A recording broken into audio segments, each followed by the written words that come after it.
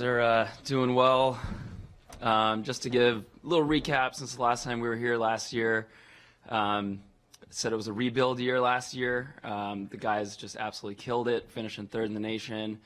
Had 9 All-Americans, 3 Big Ten champions, and 2 national champions. One of those national champions is returning. 2 of the Big Ten champions are returning. 7 of the All-Americans returning. So we got a really strong squad. As I talked to you guys last year, we got the #1 recruiting class in the nation last year. They are freshmen now, and they're looking great, so we're really, really excited about this season.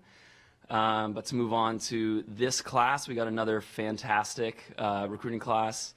This year, we got a trio of all-arounders, which is really tough to do because the top all-arounders require the most amount of scholarships. So getting 3 of the top 10 all-arounders was a huge pull for us. This year, the classes were a little bit tighter as far as the strengths from the top recruit to the second to the third. The top guys were really close. So while we probably got the 3rd best recruiting class in the nation, it could be argued that it's second or first. So hopefully when they get here, we can develop them up and they can prove that they're the #1 class. So that's 2 years in a row now. We've really pulled in an amazing, amazing group. So we got Ian. Ian Sandoval is our first.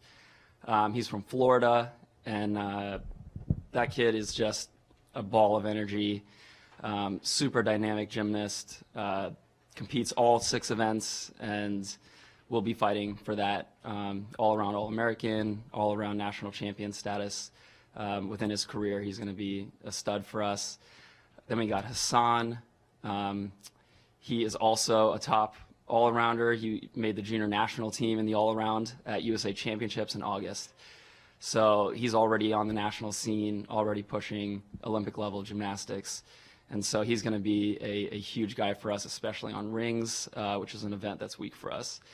And then Matt Wynn, he would have been right in there in the top 5 with the rest of those guys. He suffered an injury last year that kind of cut his recruiting a little bit, but he's fully healed, fully back from that injury, and honestly, he's a pretty big steal for us, and he's gonna, any one of these 3 guys could end up being our top all-arounder, which is such a great thing to have because they're gonna be pushing each other every day, along with the freshman class that we have right now. So yeah, it was a great group. Love to answer any questions you guys might have.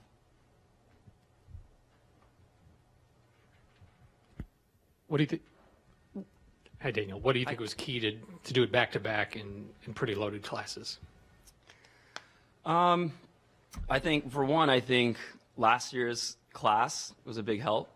I think we have momentum. With me coming in, there was some momentum with the new staff, a lot of energy around that. And then getting the #1 recruiting class in the country kept that momentum going. And so I think that was a huge piece. But I think we just, as a staff, we developed some really good relationships. And these guys saw how our program is separate, differentiates itself amongst the rest. And we really do have a very different style, our culture, our team unity. It's something special. We've been known as the closest team in the country for the last 30 years, and you don't get to hold on to that title without creating an environment that makes that happen. And so when they come out here on their recruiting trip, it's usually that makes them pull Illinois. And I think that happened this year. And so once those recruiting trips happened in the fall a couple months ago, pretty soon afterwards we got those commitments. There's a history of having really good event specialists at Illinois, national champions. What differences may having 3 top all-arounders coming in bring? Yeah, so that's a great question because, a lot of times you try and pull the top all-arounders. If you miss out on those, you want to get the top specialists so that you can piece together a top all-arounder with a bunch of individuals. And we've missed out on those top all-arounders over, a lot over the last 10 years. But these last 2 years, getting the all-arounders is huge because they are the top recruits in the country. If you want to continue to get the best of the best in the country in the all-around, you have to start bringing them in. because they're all friends. They all pull each other in. They're all a national team together. And so if you don't have one in there, you're at a disadvantage because Michigan, Stanford, they do.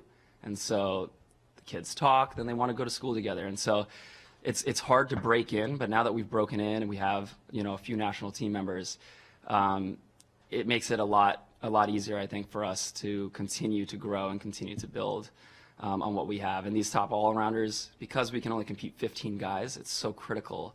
We can't have one guy, a specialist, 5 specialists in each event. That would be way too many guys. We're only allowed to compete 15, so you have to compete all-arounders. And that's just a deficit. If we got the best specialists, but then we're getting beat out all the time by the all-arounders, then we're always going to fall just short. So now we have some of the top specialists in the nation, and we have the all-arounders. So we're going to make a really, really strong push this year and moving forward.